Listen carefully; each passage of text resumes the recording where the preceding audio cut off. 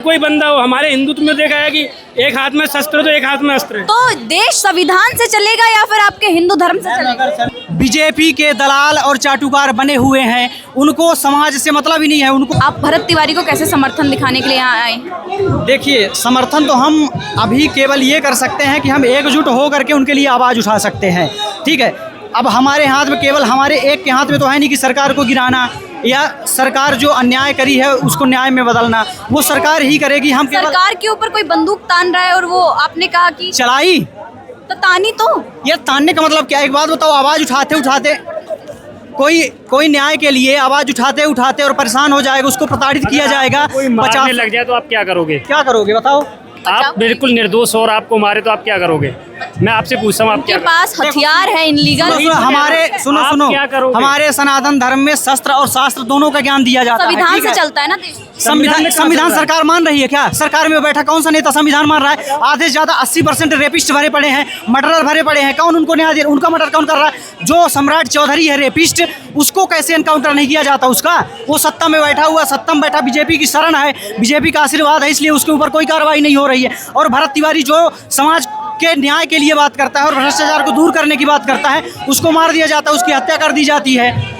तो सरकार अगर गलत करेगी तो उसके लिए आवाज़ उठाना हमारा काम है, और हम जो आवाज़ नहीं उठा पा रहे हैं केवल और केवल नामर्दी का काम कर रहे हैं और कुछ नहीं कर रहे हैं। अगर सत्ता इतनी गलत है तो सत्ता ने सम्राट चौधरी को कुर्सी क्यों दी? तो कुर्सी आशीर्वाद से मिली है ना, कोई उनके योग्यता से थोड़ी मिली है। उनकी योग्यता तो ये है कि रेप करना, मर्डर करना, लोगों को परेशान करना, भ्रष्टाचार को बढ़ावा देना, उनको तो उनकी योग्यता तो ये है। तो सरकार के आशीर्वाद से वो मुख्यमंत्री बने हैं, कोई अपने योग्यता से थोड़ी बने हैं। वो तो कह रहे हैं। सुनो, यहाँ बिहार के बहुत सारे लोग आए हैं, युवा भी आए हैं और बुजुर्ग भी आए होंगे। आप उन सब से केवल 10 लोगों से आप पूछ लो, कौन बोल रहा है कि सम्राट चौधरी सही है या सही कार्य कर रहा है? एक बात, कोई सम्राट चौधरी अच्छा काम कर रहा है? कोई पुलिस यदि किसी को मारेगा तो ऊपर से आदेश आएगा तभी तो एनकाउंटर करेगा।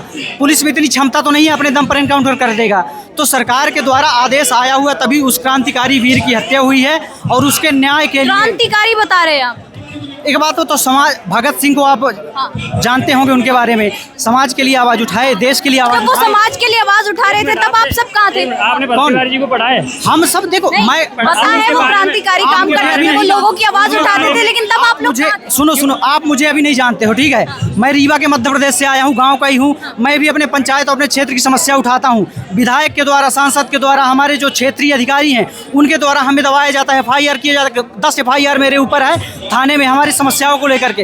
तो जब हम भ्रष्टाचार को उठाते हैं तो हमारे साथ कोई क्यों नहीं आता? क्योंकि सब बीजेपी के दलाल और चाटुकार बने हुए हैं, उनको समाज से मतलब ही नहीं है। उनको 2 रुपये आ रहे हैं, उनको जेब चल रहा है, उनकी रोटी चल रही है, उनको समाज से कोई मतलब नहीं है। इसलिए आवाज़, अब मैं नेताओं का नाम नहीं लूँगा, 1-2 मंडल अध्यक्ष या एक विधायक मेरे साथ जुड़ा हुआ है, उससे मैं आज ही सुबह बात किया और बोला कि क्या आप चलोगे क्या यहाँ? उसका कहना सीधा था, अगर हम जाएंगे, हम कोई वहाँ बयानबाजी कर देंगे तो हमें पद से हटा दिया जाएगा। बीजेपी तो सनातन धर्म के लिए काम करती है क्या? सनातन धर्म के लिए काम कहाँ कर रही? केवल अपनी वोट बैंक के लिए काम कर रही है। बनवाया किसने बनवाया? बीजेपी ने बनवाया है। बीजेपी ने चंदा दिया था, बीजेपी ने 1 रुपया दिया है राम मंदिर में, जो आप बोल रहे हो कि बीजेपी ने बनवाया है। चोरी बीजेपी ने की है। बीजेपी ने की है? किसने कमेटी गठित की? किसकी कृपा से कमेटी गठित हुई है वहाँ पर? आप इस चीज़ को जानते हो? तो मैं बीजेपी का कार्यकर्ता हूँ। मेरे पिताजी यहाँ से 1990 से लेकर के आज तक और प्रेजेंट में बूथ अध्यक्ष हूँ। बीजेपी से ज़्यादा, बीजेपी को मेरे से ज़्यादा आप नहीं जान सकते हो। बिल्कुल। ये जो चोरी कराई है राम मंदिर में, वो बीजेपी ने करवाई? बिल्कुल करवाई है। जब आपने बोला बीजेपी ने राम मंदिर बनवाया, तो चोरी बीजेपी नहीं करवा सकती? एक बात बताओ, चोरी कराने के लिए समाजवादी आएगी? किसी पुलिस वाले का, किसी मुख्यमंत्री का या किसी भी अधिकारी का एक सुई भी चोरी हो जाए तो उनको 1 सेकंड में ढूंढ के ले आते हैं। तो फिर न्याय कैसे नहीं दे पा रहे हैं बिहार में या कि भारत इतने? सम्राट चौधरी तो कहते हैं कि अपराधियों, जो भी अपराध करेगा उसके खिलाफ बुलडोजर एक्शन होगा, योगी बाबा की तरह अब बिहार में एक्शन लिया जाएगा। 5वीं फेल 7वीं फेल को आप मुख्यमंत्री बना दोगे, वो क्या ठीक कर पाएगा? योगी बाबा ने जो एनकाउंटर किए थे, किनके किए हैं? मुख्तार अंसारी कौन था? जानते हो आप? और इसने सम्राट चौधरी ने जिसका एनकाउंटर किया वो कौन थे?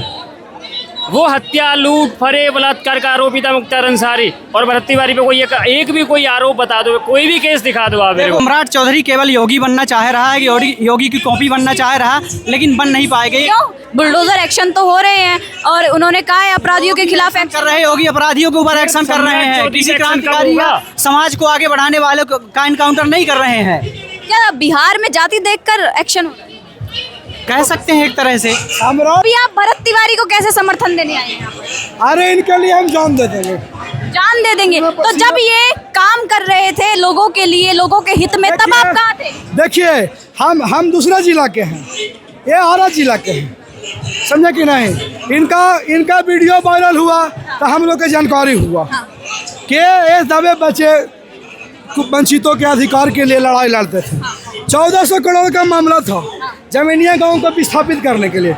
अधिकारी लोग के सरकार के मलाई खाने के लिए नहीं दे रहा था भरत भूषण तिवारी कि हम जब तक जिंदा रहेंगे तो लोग मलाई खाने नहीं देंगे। वही में साजिश रच के इसको एनकाउंटर करवा दिया।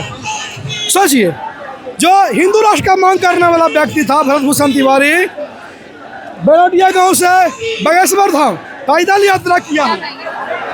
मैडम यही कहेंगे, भाई के साथ अन्याय हुआ है, इनको जितने जल्दी हो सके इनको न्याय मिलना चाहिए। जो भी ये पुलिस वाले कह रहे थे कि भाई के पास अवैध कट्टा था, हथियार था, हाँ कोई हथियार कट्टा नहीं था उनके पास। क्यों नहीं था? वीडियो में साफ नजर आ रहा है वो पुलिस के ऊपर हथियार तान रहे हैं। मैडम वो पुलिस के ऊपर हथियार वो अपनी रक्षा के लिए कर रहे थे। हर कोई बंदा हो, हमारे हिंदुत्व में देखा है कि एक हाथ में शस्त्र तो एक हाथ में अस्त्र है। तो देश संविधान से चलेगा या फिर आपके हिंदू धर्म से चलेगा? देश तो दोनों से चलेगा, संविधान के बाद देश दोनों से चलेगा। जवाब देते हैं। दोनों से कैसे चलेगा? ये सेकुलर देश है। सेकुलर देश कैसे? बाबा साहेब के यहाँ पर हर धर्म के लोग रहते हैं। बाबा साहेब के हम बाबा साहेब के संविधान का आदर करते हैं। हाँ। करते हैं आदर। भरत तिवारी को आप किस तरीके से समर्थन दिखा रहे हैं? पूर्ण समर्थन है, और समर्थन उतना ही है जैसे इस देश में भगत सिंह को माना गया।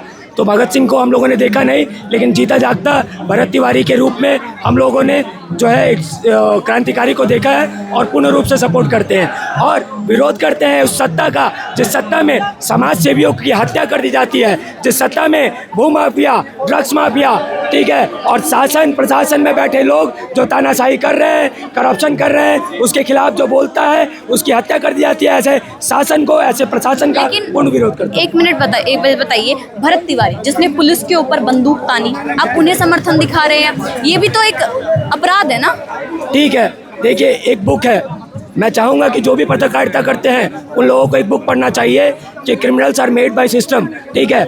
और मैं ये कहना चाह रहा हूँ, ठीक है, वह जो व्यक्ति है, ठीक है, उन्होंने हथियार अपने सुरक्षा के लिए उठाया था। आज आप ये जान लीजिए कि जब उन्होंने अपना बंदूक फेंका, अगर लाइव वीडियो नहीं आया होता सामने, तो क्या आप इस बात को मानने को तैयार होते कि उन्होंने अपना बंदूक फेंक दिया था? तब यहाँ इतने लोग इकट्ठा भी नहीं होते। लेकिन वो शुक्र है भगवान का कि उन्होंने बंदूक फेंका, वो लाइव वीडियो था, और उस वीडियो को देखने के बाद जनता समझ पाई कि वो असली क्रांतिकारी थे। और उनको बार बार डराया जा रहा था, बार बार कहा जा रहा था तुम्हारा इनकाउंटर कर देंगे, तुम्हारे घर में ये कर देंगे, वो कर देंगे। तो जब बात धर्म पे आएगी, जब बात घर पे आएगी, माँ बहन पे आएगी, तो हथियार उठाना जायज़ है।